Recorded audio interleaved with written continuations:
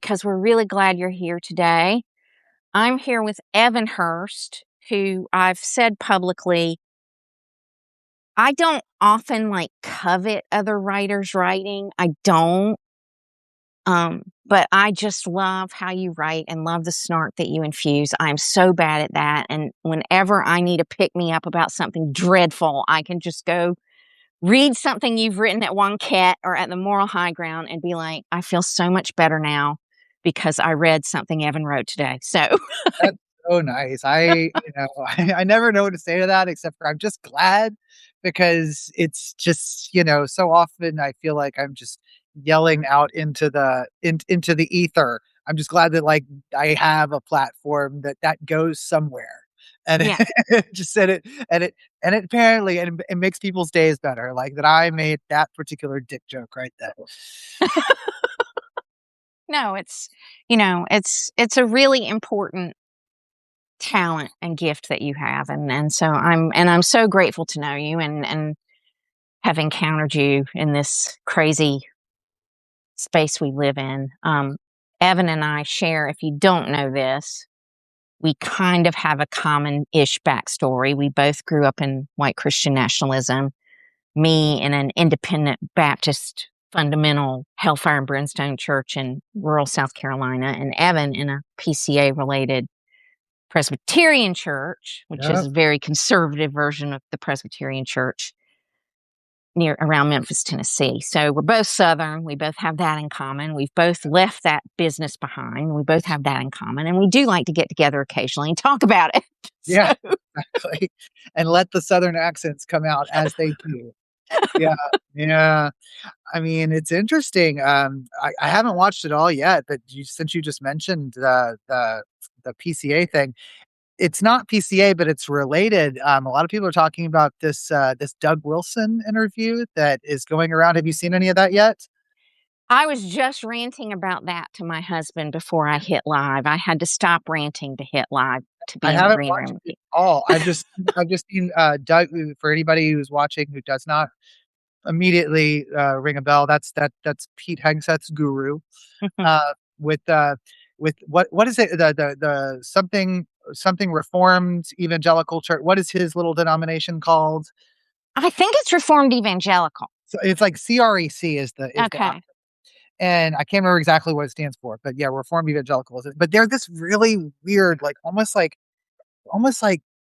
reality TV clown car version of the Reformed movement because it shares like some things with kind of like the the the sister wife like Mormon kind of like it kind of has that feeling to it, and it has this sort of rural kind of whatever, but at the same time they're like, and we are the intellectual,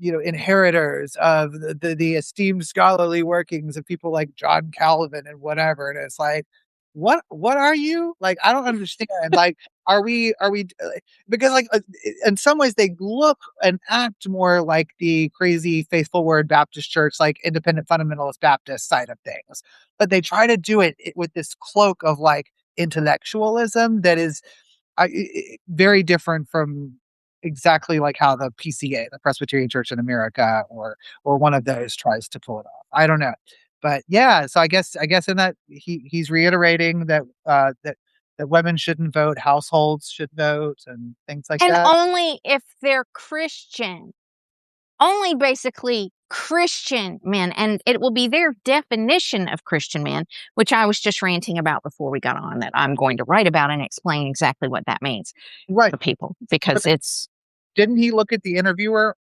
also and explain to her that, well, no, she couldn't vote or be run for office or anything like that because she's not Christian. and she's a woman.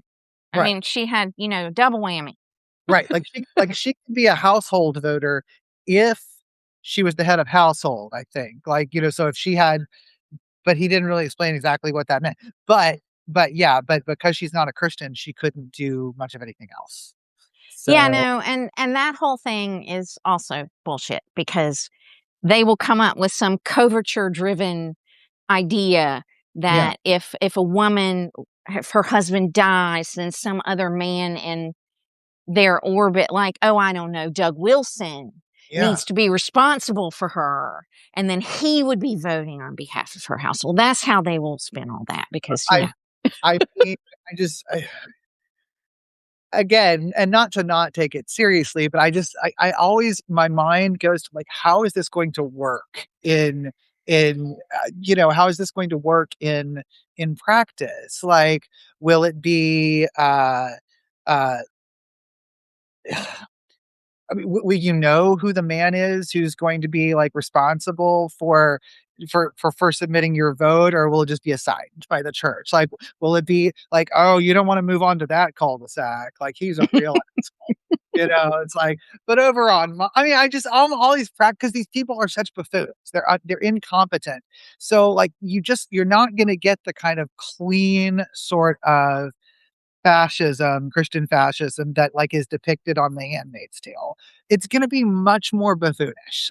Like, so this is Pete Hegseth's guru we're talking about. Like it's not going to be a smooth transition. Joe is asking, is a Christian dependent on baptism or only on what sect? What was the question? I can't see that. Is a Christian, what is their definition of a Christian? I wrote about that last week. Well, So, yeah, yeah, what is their definition of a Christian going to be? Because they don't all agree.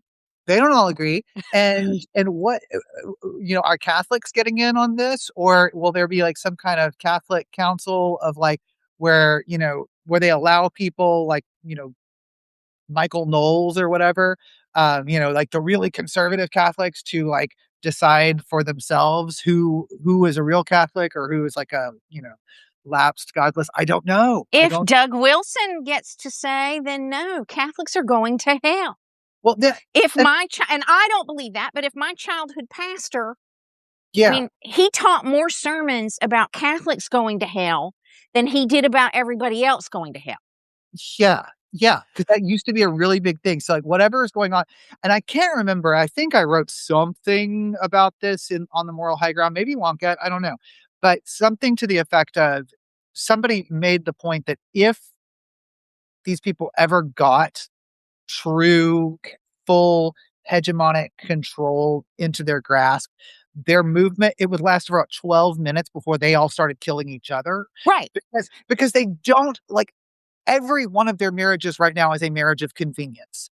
Like these people don't have anything in common. They left to their own devices. The Calvinists argue with the Southern Baptists. I mean, just within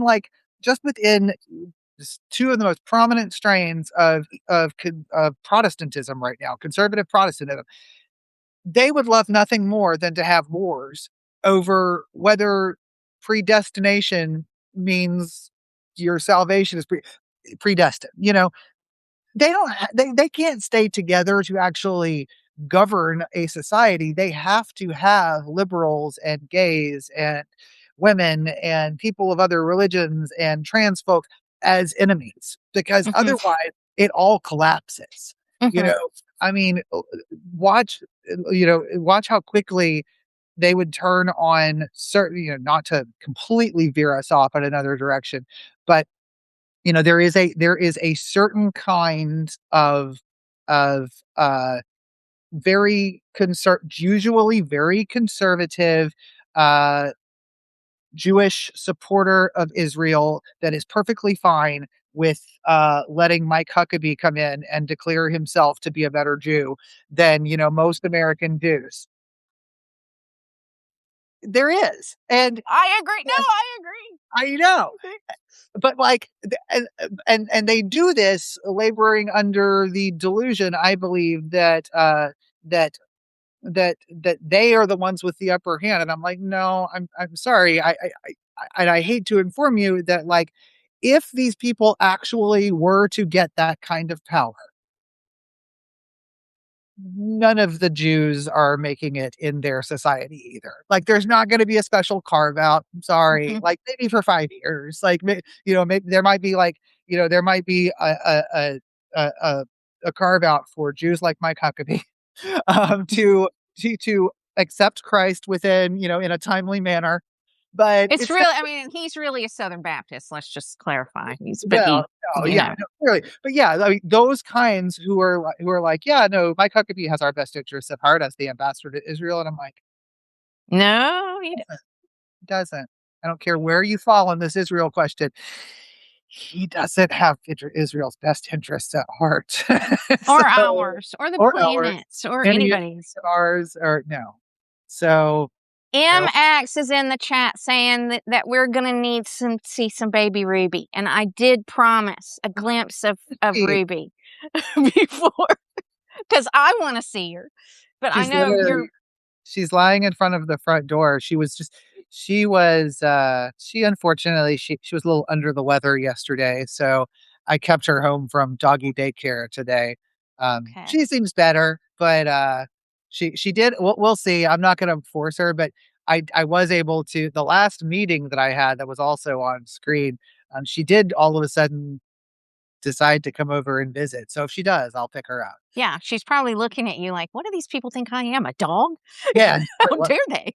She's like she's in front of the front door right now, just kind of guarding. I don't she lays there, but I think she also thinks she's guarding, Yeah. because she occasionally will bark at if she hears people walk by, etcetera. So, anywho. So, yeah, so what else is new? What else is going on?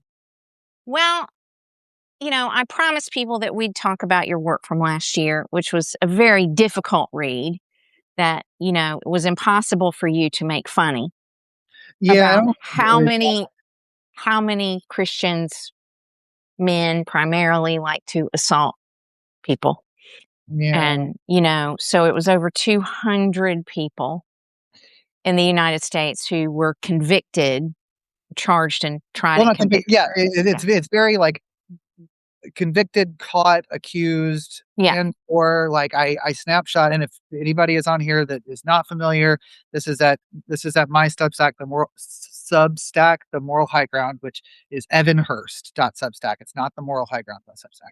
Um, but yeah, where I'm casually calling it the Pervert Pastor Project, but I think it's going to stick as the name because it works. And you know, where I'm tracking kind of as snapshots all of the cases where religious leaders of any kind get accused, convicted, arrested, jailed, whatever, for for abusing children in any Mhm. way. And usually they are conservatives, usually they are men, and Lots of Southern Baptists in there, but, so, yeah, Southern Baptists and Baptists in general are overrepresented, I think. yeah. Um, and and then if somebody comes up who's from like a real liberal denomination, they get on the list. It's just I they don't come up that often. Mm, Um, just like women don't come up that often, although there are a few women on the list. mm, Uh, but it was a long overdue update for a number of reasons. It took me a while to get that update done, but so I wrapped up the list for 2025, and I'm gonna go ahead and get the list out for 2026 in the next couple of weeks.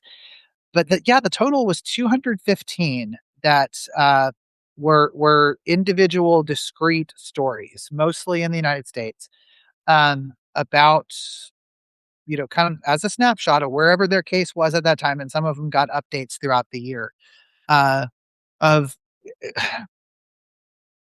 you who these people were and what they did. Many of these cases involve the CSAM, child sex abuse material. That can be its own subcategory. Sometimes there's overlap. Sometimes they have actually abused in other ways. But yeah, no, it's just wild how these these these stories are just everywhere. If you just set up a Google alert for them, and you know, one would expect, and it's part of the thesis, but one would expect that if these stories were so prevalent about drag queens or transgender folk or any liberals or progressives or anything like that, that somebody with way more resources than I have, at the Family Research Council or something, they would be putting out this list every single week. They'd be like, "Here's your weekly drag queen list," and nobody's ever done that. And mhm. it's like, you know, I got accused, or about the time the new one came out, of like politicizing the issue, which first of all, fuck off. But like, you know, all conversations are these are all political conversations. I'm sorry. Um, but you know, I I made the point that like I, it's not politicizing the issue to name where the threat actually comes from. And the fact of the matter is that on top of Christian leaders, I'm not tracking the cops, but cops are also overrepresented. There's Um, there's someone who tracks that, and I've yeah, interviewed her as well and share yeah, her yeah. updates whenever I see them. So, It's like um, it's like you know there are things about these structures that make them both a magnet for these kinds of people and also set them up to give them, I guess, the predilection for protecting their own when mhm, people within these ranks are caught. It's not a coincidence. Meanwhile, I mean, not it's not an exact parallel, but let's look at what's happening right now with with Graham Plattner. I'm sorry, but with the exception of a few holdouts, you know who you are. Um, we are watching the great drop kicking of Graham Plattner, you know, out of out of our movement because it's like, no, we actually mean it when we say like that this is not okay. mhm, And when somebody like I can't remember their names because this is how seldom it happens. But somebody, when they were accusing me of politicizing the issue, they said, you know, what about such and such gay couple in Georgia who adopted kids just to abuse them? And I'm like, well, that's awful. I'm going to need to Google it to find out who that is. Turns out it was in 2024. And I'm like, mhm. that for those people should go to jail for a really, really Right, long time. That's terrible. And I also note that you had to go back to 2024 to find one. right. So I'm if that's your gotcha, then you're right. Those assholes should go to prison too.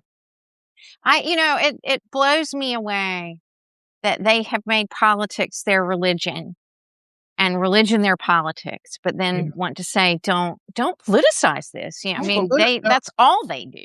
I mean, I all know it's all projection, but well, it's projection because they don't want you to politicize it because you're not politicizing it in a way that makes them look good. yeah. So you know, but when you're telling the truth, when you're saying, Sorry, this stuff, for whatever reason that we actually can figure out and name what the reasons are." You know, I can't. I do this all the time, but I can't remember what the number is in that huge Southern Baptist Church report that chronicled abuse going over decades. But it was Mhm. hundreds. It It was was over hundreds. 700. It was Yeah, over 700 cases. and it's like, you know, I'm sorry guys, but we're gonna keep talking about this because, you know, Dan Savage was right years ago, whatever he said, his quote about, you know, if this happened to kids at Denny's as often as it happened at church, it would be illegal to take your kids to Denny's, you know? Right. I just MX is wanting to know in the chat, internal polls have just shown Plattner dropping below Collins. Would his prior endorsers have moved so fast otherwise? Do you think there was an element of that in this? I don't know. I mean, that's one of those, there is definitely a real thing in politics where, you know, when where they know when somebody has the stink on them or not. Yeah. Um, and I thought it was interesting how there were certain people like AOC and Mamdani didn't have an endorsement to rescind because they never gave one. Yeah. Yeah. I think, you know, and let me say, like, I some people have said like that it seems like people are gloating about this. It's not gloating. It is like No. it's just oh my god, like we have such a short window of time here to try to fix this. And, you know, I hate this for Mainers and I don't blame them at all. I think that there's a lot of blame to go around and I think it was sucky that their other choice was an almost octogenarian person who none of them wanted to vote for anyway. You know, I mean, Mhm. I think it's just a garbage situation all around. And Mhm. but at the same time, like I think that we do have to we because the last I checked, he hasn't made his announcement yet. We do have to keep drumming it until he makes it, because he's got to get out by Monday. Yeah. Well, I So, mean, we'll see yeah, what happens. Joe is asking in a different direction in the chat if God saying something is acceptable. I mean, make sure I get exactly what you said right. God told me to do this is acceptable. And you've talked about this, Evan, and so have I. These people all violate the second commandment of not making themselves as gods. yeah, Claiming that God told me something is making myself as God because but then they are going to argue also about who's God. I could say that God told me whatever, and they would say, but you're not a real Christian. You're well, yeah, an infidel and a heretic. right, So, yes, out of one side of their mouths, they try to say that God told me it's acceptable as a justification for being assholes. But then out of the other side of their mouths, they won't let you or me or Evan or anybody else get away with that. right. I mean, and it's we see what is that called? Argument from authority. Hmm. It's we see that in several different ways, like how, um, well, gosh, we see it right now. Again, back in the whole Israel situation, we see people like Ben Shapiro arguing that other Jewish people don't have the correct opinion on this because they're not real Jews, and Hmm. the same with us, you know. But I think with my background, that's where I like to kind of throw it right back at them. It's like, okay, well, if we're gonna be literal about that, and not saying this is necessarily what I do or don't personally believe, but I do believe that Jesus said a whole lot about like, by their fruits shall you know them. Like we have like an instruction book for how to tell if somebody is a false teacher. And I feel like the case that these people who say God told them to do something are the false teachers is actually a lot stronger than the other way around. Hmm. Hmm. I agree. You No, know, it's I just feel like, these are the fruits of the spirit. And Jesus is like, there are all these really like gay woke things. Well, maybe, maybe the real fruits of the spirit are more on the gay woke side of things, and maybe uh maybe Noah's Ark probably was a pride parade. I don't know. Or would have looked like a lot more like one if it was now. no, So and I love talking to you because it's like, oh God, I forgot about the phrase "fruits of the spirit." I haven't thought about that in ages. I mean, it's right there. These are not obscure parts of the Bible. We're not in like, you know, books that nobody knows how to spell. Like, we're right there in the Gospels. We're in Matthew. We're in like arguably the book that they tell baby Christians to start with. Mhm. Like, so you're a new Christian. What should you read? I don't know, Matthew. Like, just start there because you learn a lot about Jesus. Well, turns out a lot of the things that you learn about Jesus in that book are kind of things that the average conservative Christian spends their whole life ignoring. So, And Max says, "I know nothing. I'm a Unitarian." And you're not listed as you're part of other religions on Pete yeah. Hegseth's new Yeah. religion list at the Pentagon. There's no such thing. That's just no faith. Well, Just to be clear about what they think of yeah, did he Unitarians. just put it other? Yeah. Which, I mean, to be fair, I don't think even Unitarians would say that they probably should be listed as Christians, Yeah. considering how I've been to Unitarian services before. It's not one religion focused. Right. So, Right. but So why do you think, and I've written about this before, I've talked about it before, you probably have too, but I don't know that we've done it together, so let's talk about it together. certainly. Why do you think these Christian nationalists have such a problem with sex and controlling themselves? Why do you think that there are just so many abusers in these congregations? Um, I mean, I think so much of it has to do. I mean, I'm sure people with many degrees in psychology can speak to this in ways that I can't. But um, I think in general, anytime you have a structure that is top down, that is all um, and and not just in like the like. I know different churches have different governing bodies and setups. I don't necessarily mean just that, but I mean anything that is set up where you are encouraged to or required to defer, respect the guidance of either one man or view a certain man as God's representative in your family. That when you look at it from like the nuclear family perspective, the man is supposed to be the head of the household, but the man is subservient to the governing body or elders of the church and who are subservient to. There's this whole hierarchy, and it looks different depending on what exact wang or permutation of the church you're in. But anything like that basically puts it, not only does it creates permission structures, but it also eliminates accountability, because if father knows best, and he is the last word for what happens in a family, well, where does a kid appeal to, or a their wife appeal to, if if something is happening to them?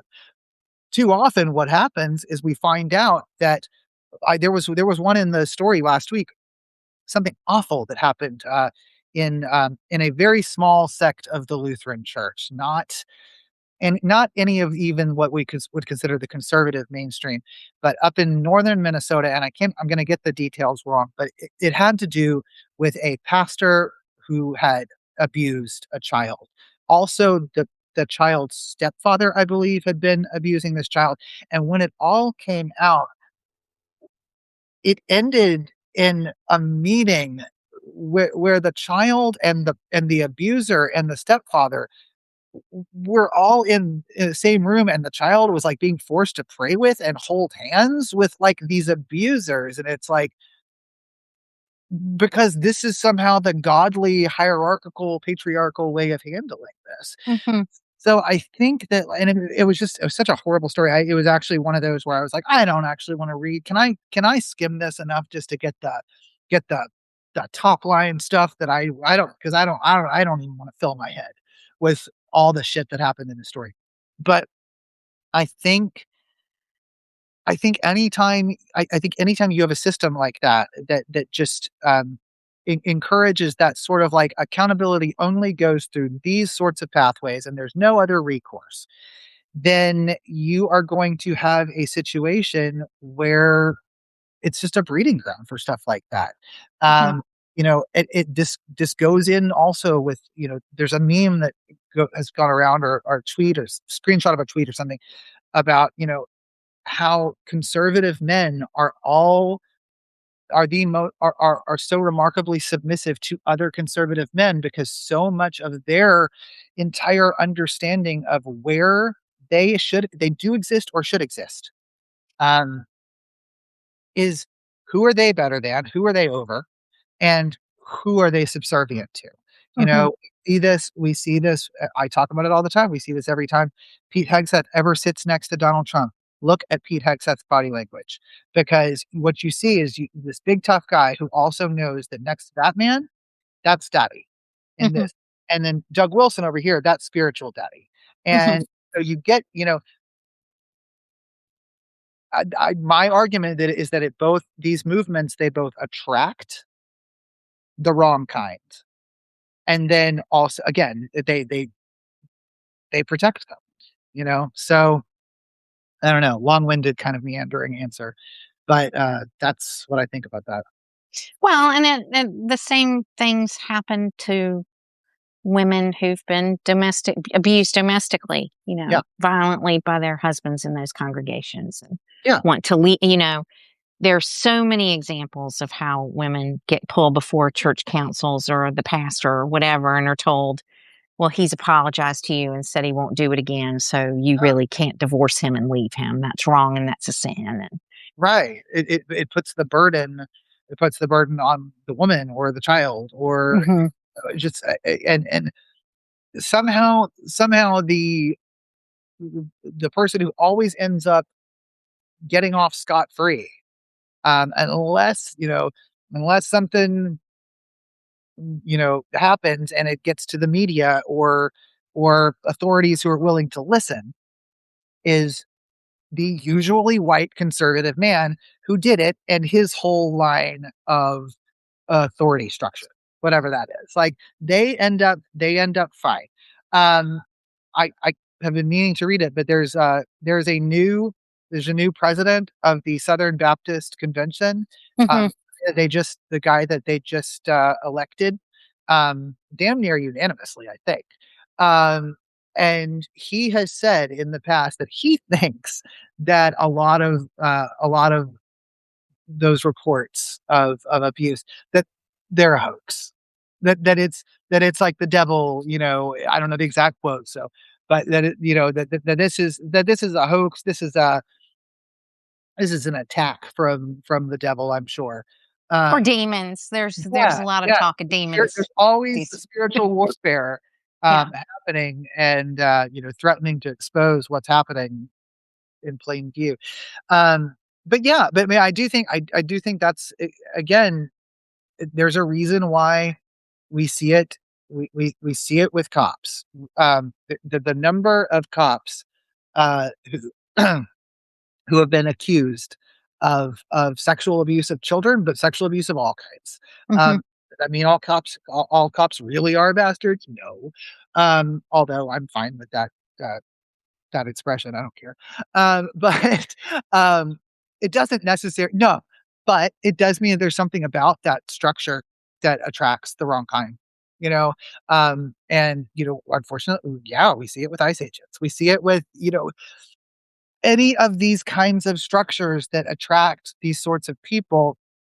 There's a correlation, and um, every story is unique. But it's the courage that seems to be the courage to fix it. That's what's in short supply. It's not in these institutions.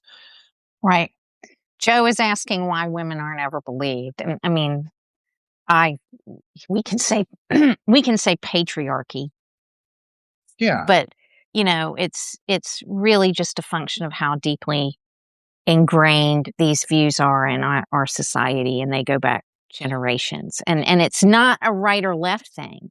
mm, I've had to catch myself looking at pictures of the Oscars, for instance, and critiquing what all the women are wearing mm, and stuff like that. I mean, all those kinds of ways that we are conditioned to see women as objects to be critiqued for how they look, yeah, how we look, and men as not, that is part of that structure. And so growing up in Christian nationalism, it's going to be a rest of my life job to try to undo those things.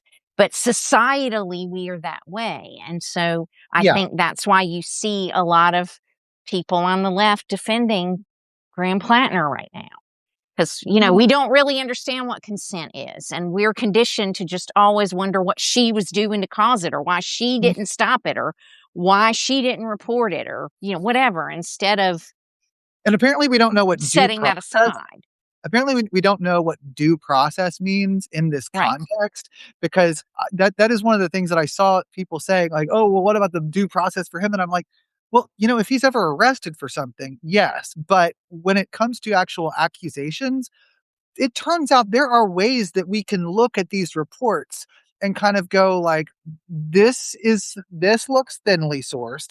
This, on the other hand, I mean, I think it was none other than Hassan Piker. So, like, I don't, is that how you say his name? Um, so not anybody's idea of like just a Chuck Schumer's establishment buddy, uh, who said when the Graham Plattner revelation came out yesterday, he's like, "Sorry guys, but this is textbook of a thorough, solid accusation." And Mhm. it's like this is like the trifecta of like we have contemporaneous notes, we have therapist notes, we have long before the man thought about entering politics. We have all the different elements here. And it was just like, I'm sorry, whatever you want to try to say about like any other aspect of it, it's not a thin report. Mhm. And, um, I'm sorry, but we don't understand. So somebody asked me like, do something about due process. And I'm like, what do you think due process is? Like, does he need to confess for it to be valid? Does he, do we need to have like surveillance video or something? Like, no, we're talking about a man who is asking to be one of the 100 most powerful legislators in the United States of America. And he's asking to enter politics at that level. Mhm. Um, it is not ruining his career because he don't have one yet. Yeah. And and he's asking for that privilege. Well, you know, there is such a thing as like scurrilous accusations that come from political, and you can usually pretty easily pick those out. Right. Because they all start to fall apart with upon the most perfunctory examination. Mhm. But the accusation against Plattner, not perfunctory, or not fit.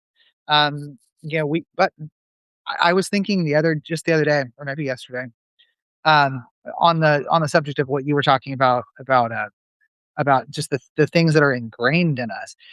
I was thinking about how much it was kind of orthodoxy in the 90s to assume that there's a good chance that a woman making an accusation is trying to get something. Right. And I thought about like how I would hear that, like, I was in high school in the 90s, and that was the first time I remember hearing that kind of concept, that, oh, well, she either wants something, or you'd be surprised how common it is for women just to, come out with these sort. And I'm like, wow, I was hearing that in the 90s. I Um, was hearing it in the 70s and 80s. It's yeah, not new no, in yeah, my church. yeah, and I was hearing it. I feel like in the news, and I was hearing it from Republicans that I just grew up around. Mhm. Just that, and so I have to imagine that you know a lot of it. Somebody should go back and do a search of how often Rush Limbaugh talked about things like this, because I have a feeling that he It was a probably. lot. Yeah, When I was a Republican, I listened to him. It was a lot. I yeah, hate to admit that, but I no, did. and because I would hear it. It was impossible to avoid in those Mhm. days. Like his the amount that man shaped what people thought and the assumptions that people made about these kinds of things, and it's like, why I mean, the woman in the story about Plattner literally said like that when she was talked to the first time, uh, it was she didn't say all of this because she quote didn't want to be viewed as a rape victim, and it's like, yeah, because there's a whole passel of shit that comes with that. Uh, Mhm. that she decided it was important enough now, you know? Mhm. Yeah. So, I mean, I don't know. And for anyone who's been through any level of sexual assault or abuse, you have to relive it over and over and over again.